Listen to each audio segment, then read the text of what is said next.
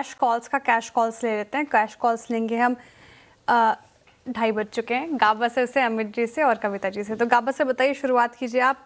Cash call के लिए कौन सा काउंट है? मेरे ख्याल से डिफिकल्ट है आज, लेकिन स्टॉक होगा दीपक फर्टिलाइजर। दीपक फर्टिलाइजर ट्रेड कर रहा है 1532 पर। स्टॉप लगाएंगे करीब 1512 का।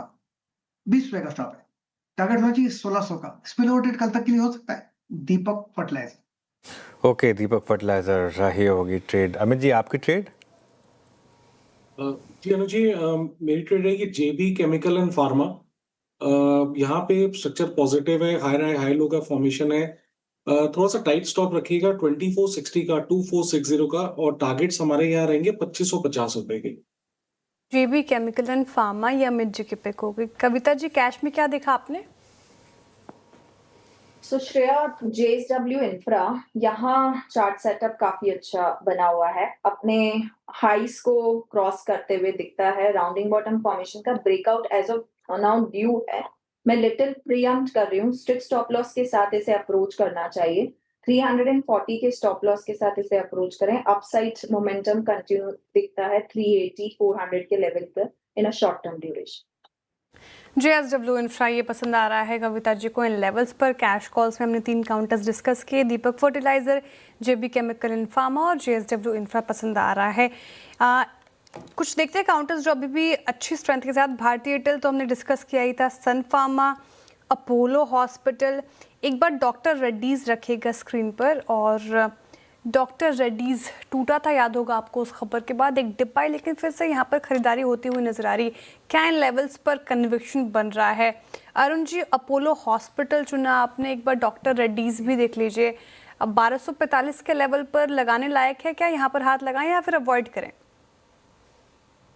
देखिए शाह जी, 1260 के आसपास एक गैप है। जब तक वो गैप के ऊपर नहीं निकलता, स्टॉक को बाई करने की सलाह नहीं है। इनफैक्ट अगर इसी स्पेस में देखें तो डीवी स्लैब ऑलरेडी पैनल ने चुना था। मुझे लग रहा है यहाँ से अगर और एक स्टॉक चुनना है तो सिप्ला में एक अच्छा रिवर्सल है।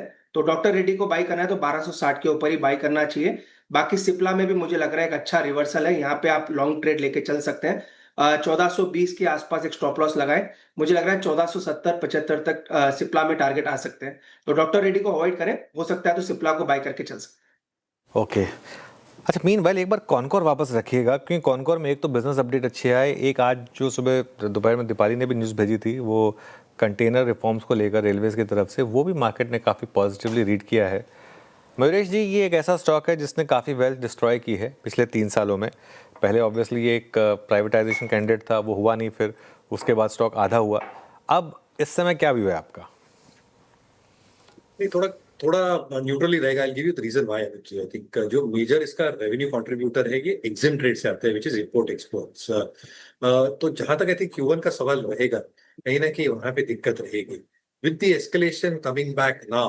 कहीं ना कहीं आई थिंक जो एक ट्रेड का एक हम स्टेबिलिटी देख रहे थे या नॉर्मलाइजेशन देख रहे थे, अगर ये डिले या वापस कुछ एस्केलेशन एक अलग लेवल पे निकल जाता है तो वापस आई थिंक जो हम रिकवरी मान के चल रहे थे कि शायद Q2 में होगी, वो शायद डिफर या लैग हो जाए।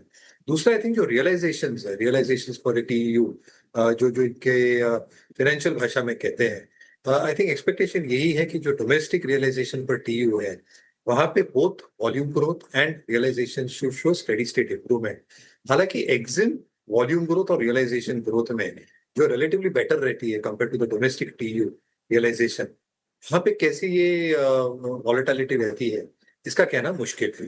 तीसरा I think in terms of deployment, ये जो डबल स्टैक ट्रेन डिप्लॉय कर रहे हैं, जो फ्रेट लाइंस कमीशन हो जाएंगी in the next few quarters, western dedicated corridor तो हो ही गया है, बट जो नई लाइंस भी आएंगे अगले कुछ वर्षों में, वहां से significant amount of volume growth आएगी।